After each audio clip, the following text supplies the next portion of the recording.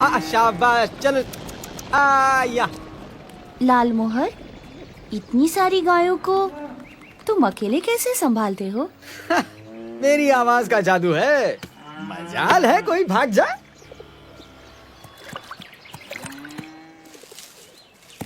कोई दूसरा बुलाए तो आएंगी? नहीं आएगी, सिर्फ मेरी आवाज पहचानती है। बुला के तो देखो, पता चलेगा आएगी कि नहीं। अच्छा।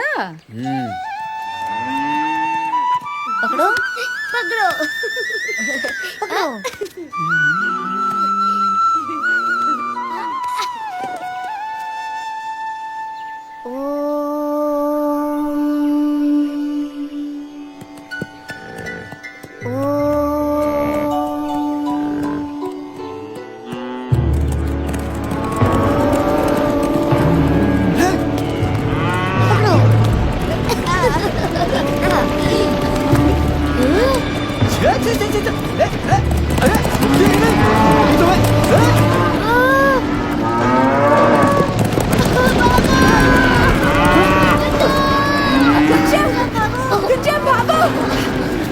सुखनंदन, अरे गायें हमला नहीं कर रही हैं।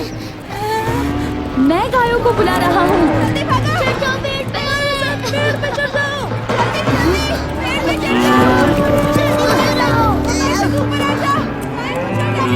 ये गायों को क्या हो गया है?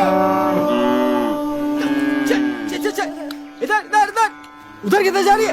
अरे मेरा हुक्म नहीं मानती, मेरी आवाज नहीं पहचानती। आज तुम्हें तुम सबकी खाल उधर दूंगा। ये अरे अरे अरे, गायों को मार क्यों रहे हो? मैं उन्हें जाने को कह देता हूँ। मगर इन्होंने आज पहली बार मेरा हुक्म नहीं माना। इसलिए कि तुमने उन्हें सदा हुक्म दिया, मगर मैंने उन्हें प्यार से पुकारा। तुम तो भगवान हो, इसके बिना ये हो ही नहीं सकता। गायों ने तुम्हें पहचान लिया, मैं नहीं पहचान पाया, मुझे क्षमा कर दो।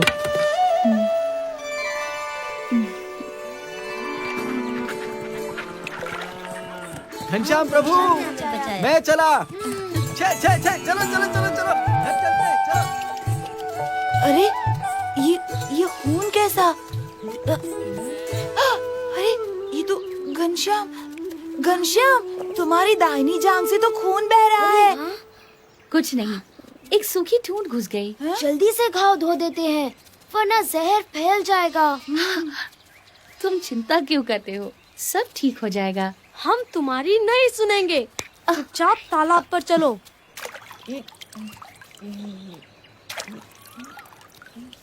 अरे खून तो रुक ही नहीं रहा।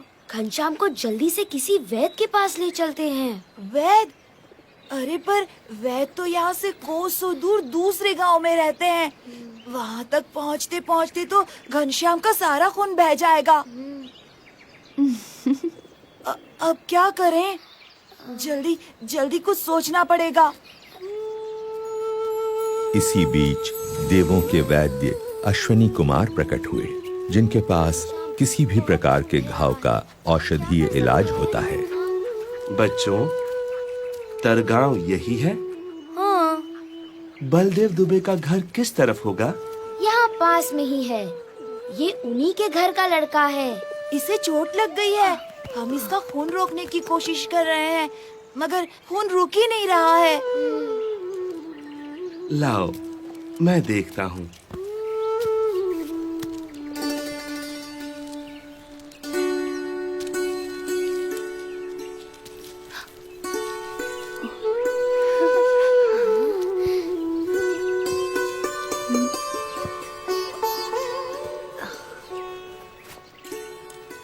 चलो, खून बहना तो बंद हो गया।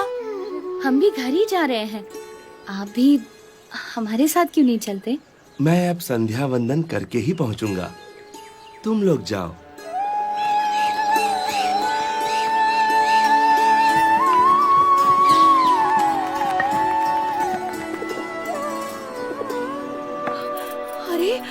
हे राम, ये क्या हुआ?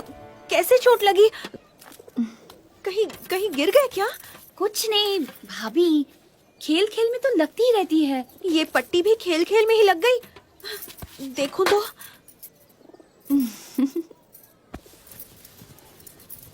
अच्छा जी, तो सिर्फ मुझे डराने के लिए आपने चोट लगने का नाटक किया? क्यों घनश्याम, चोट कैसी है? क्यों रे सुखनंदन, तू कब से झूठ बोलने लगा? नहीं नहीं दीदी, घनश्याम को सचमुच चोट लगी थी। बहुत खून बह रहा था और रुकने का नाम ही नहीं ले रहा था। वो तो रास्ते में एक वैद्य जी मिल गए, उन्होंने ही पट्टी बांध दी। अच्छा, अगर तू सच बोल रहा है तो इतनी जल्दी घाव कैसे भर गया? ये देख। वो तो आप वैद्य जी से ही पूछ लीजिएगा। वो आप ही के घर तो आ रहे थे, अभी तक नहीं आए। कौन वैद्य जी? क्या पता, खुद अश्विनी कुमार हो, देवताओं के वैद्य। कभी कभी तो तुम्हारी बातें समझ में ही नहीं आती घनश्याम। सामान सब लद गया राम प्रताप? जी पिताजी। तुम और सुवासिनी घर का ख्याल रखना, हम लोग जल्दी ही लौट आएंगे। जीते रहो। जीते रहो।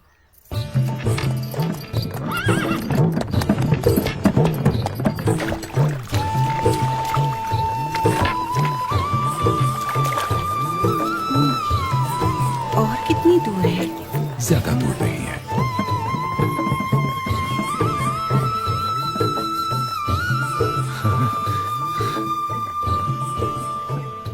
गाड़ी रोक दो भाई। भगवान की कृपा से मंदिर सामने है और आरती का समय भी है।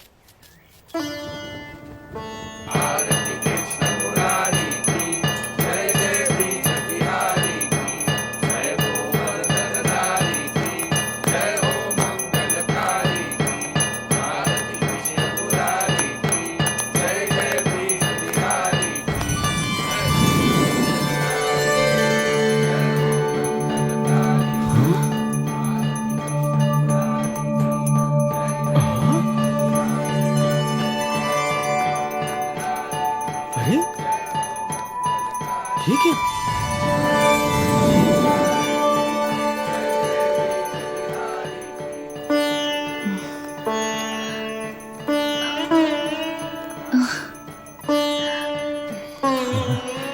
लगता है ठाकुर जी की तरह आप लोग भी मूर्त बन गए। जब कृष्ण की मूर्ति ने अपनी माला घनश्याम को पहनाई, तब गोंडा नगर के मुखिया भी वहां उपस्थित थे। उन्होंने जब अपनी आंखों देखी ये चमत्कारिक घटना कह सुनाई, तब राजा गुमान सिंह को उनकी बातों पर विश्वास ही नहीं हुआ।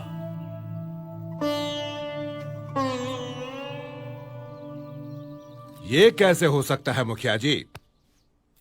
धातु की मूरत खुद चलकर आई और एक बच्चे के गले में अपनी माला डाल दी। हाँ, असंभव। मैंने खुद अपनी आंखों से देखा था महाराज। मुझे तो लगता है धर्मदेव जी का मझला बेटा घनश्याम स्वयं भगवान है। अच्छा, तो बुला भेजो उन्हें। जी। अगर वो बच्चा सच में भगवान है, तो शास्त्रों के अनुसार उसके चरणों में 16 चिन्ह होंगे।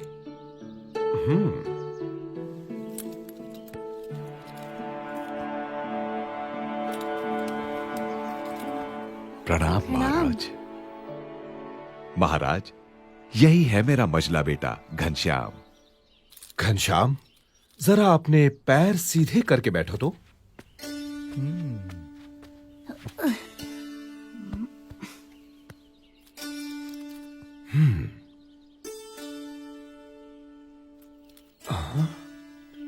दाहिने पैर में अष्टकोण, ऊर्ध्व रेखा, स्वस्तिक, जामुन, जव, अंकुश, केतु और पद्म। बाएं पैर में त्रिकोण, कलश, गोपद, धनुष, मीन, अर्धचंद्र और व्योम। यानी भगवान के 16 चिन्ह विद्यमान हैं। दोनों पैरों में ऊर्ध्व रेखा अंगूठे और तर्जनी के बीच से पौ के तलवे की ओर जाती दिखाई दे रही है। अरे अरे, ये तो साक्षात भगवान के चरण हैं। घनश्याम की जय हो। जय हो घनश्याम की।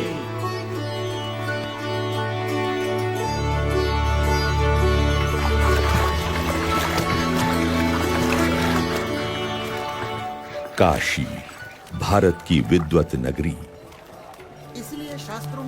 ज्ञान की नगरी, शास्त्रार्थ सभाएं यहाँ का नित्य क्रम है। भाई तुम क्या जानते हो? परंतु आज की शास्त्रार्थ सभा कुछ विशेष थी। हमें सिखाने चाहिए, चाहे कुछ भी कहते रहे। भगवान तो निराकार लेकिन इन शास्त्रों के आपके मानने या न मानने से क्या होता है? नहीं हो जाता। सत्य और असत्य के बारे में ये क्या जानते हैं? शास्त्रों के अनुसार शांतम शांतम विद्वानों, शांत हो जाइए। आप सब प्रकांड विद्वानों से मैं काशी का राज पंडित विनती करता हूँ कि इस गहन चर्चा को हम यहीं छोड़ दें। ऐसे कैसे हो सकता? लेकिन क्यों? क्योंकि आज इस गौमठ में महान विद्वान धर्मदेव अयोध्या से पधारे हुए हैं और साथ में विराजमान हैं उनके सुपुत्र श्री घनश्याम। श्री घनश्याम की विशेषता ये है कि मात्र 10 साल की उम्र में वेद उपनिषद आदि सभी शास्त्रों का अध्ययन उन्होंने पूर्ण कर लिया है। अरे अद्भुतम, अद्भुतम। इतना ही नहीं, अपनी तीक्ष्ण बुद्धि से घनश्याम ने सभी शास्त्रों का सार तत्व भी निकाल लिया है। अरे इतनी छोटी सी उम्र में इतनी विद्वता, ये तो कोई असाधारण बालक है। ये तो बिल्कुल असंभव है। हमारे धर्म में इतने शास्त्र हैं कि उन्हें पढ़ते पढ़ते न जाने कितनी जिंदगियां बीत जाएं। ऐसे में इतनी छोटी सी उम्र में ये कोई कर ही कैसे सकता है? ये तो बहुत बड़ा आश्चर्य है। तो इसीलिए मेरा सुझाव है कि घनश्याम जी, आप ही इन सभी विद्वानों के विवाद का समाधान करें। ये दूध मुहा हमको समझाएगा। प्रथमं तु नमस्कारांजलिम समर्पयामि। ऋग्वेद में कहा है कि परमात्मा एक ही है, लेकिन विद्वान लोग एक ही परमात्मा को भिन्न भिन्न रूप से पुकारते हैं। तो फिर इसमें विवाद का सवाल ही कहाँ उठता है? तो बताओ, क्या वो भगवान साकार है या उनका कोई आकार ही नहीं है? भगवान कभी निराकार नहीं हो सकते। यदि भगवान निराकार होते तो उनके द्वारा निर्मित ये सृष्टि कैसे साकार होती? अरे, जिन्होंने इस साकार सृष्टि की रचना की है, वे भगवान कैसे बिना आकार के हो सकते हैं? शास्त्रों में भगवान के दिव्य स्वरूप का कितना अद्भुत वर्णन है। वे तो सदा साकार हैं। वेद में कहा है कि स ईक्षत, यानी भगवान ने देखा। यदि देखा तो क्या उन्हें केवल आंखें ही होंगी? लेकिन यहाँ पर तो नहीं, वे तो सदा दिव्य स्वरूपधारी हैं। घनश्याम का तर्क कितना ठीक और सटीक है। साधु साधु। ये तो कोई विद्वान है या फिर स्वयं भगवान। अभिनंदन, धन्य प्रभु। साधु साधु।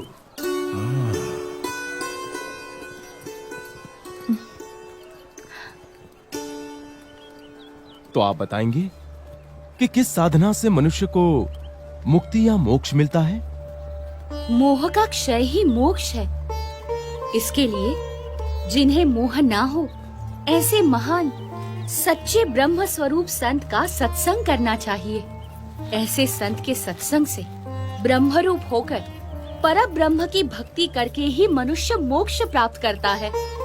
उपनिषद में कहा है, ब्रह्म विदाप्नोति परम।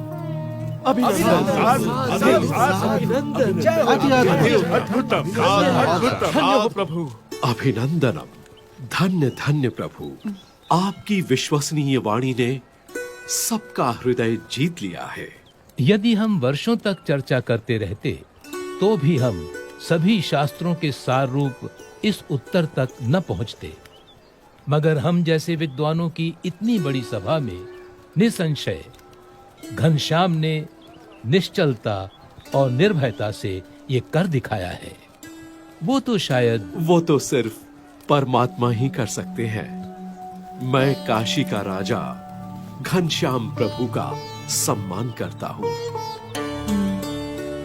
बोलो घनश्याम प्रभु की जय।